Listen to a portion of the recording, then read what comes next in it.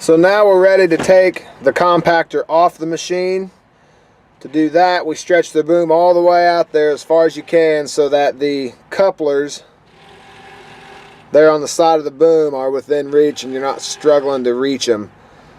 You want those as low as you can. So we've got our boom set out there as far as we can. Now we want to bleed the pressure off the lines. To do that, we turn the key here to the accessories location, the accessory setting there. We flip our lever on this side to engage our controls, and we just roll our controls around. Also making sure that we've rolled the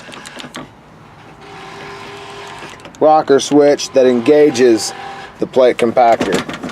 So now all of our pressure is bled out of the boom, and we can get out and go disconnect the hoses at the boom. So now we've bled the pressure off the lines on the boom by getting in the cab, turning the ignition to accessories, flipping the lever and rolling all the controls and the switches to bleed all the pressure out of the lines. Now we need to disconnect the hoses. To do that, we need to make sure that this switch here is at 0. That little knob there is at 0 on both sides of the boom. So this one's good, it's ready to go. Pull this up, pop right out. Set it here in the bracket. Make sure that we don't get any dirt, grit, grime, anything on this coupler that could cause us trouble down the road. Same thing on this side.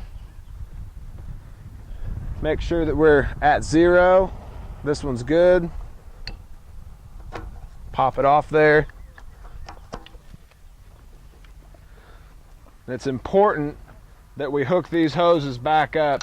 That's important for 2 reasons. It keeps pressure from building in the lines, and it keeps the couplers clean. You can use the bracket here to help connect them. Slide it there. You've got a good connection. The hoses aren't going to get any dirt on them, and they're up out of the mud, and they're not going to build pressure. That's how you disconnect the plate compactor. So now we want to put the plate compactor on the 315. If it was taken off correctly, your hoses should be coupled up as they are here in the bracket, ready to go.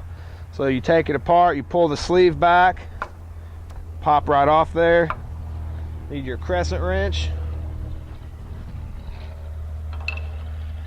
Come over here to this side, and it doesn't matter which side you do first, whichever one you please. Click it on there. Make sure, it's important that when you do this, when you're hooking it up, you move this to 1.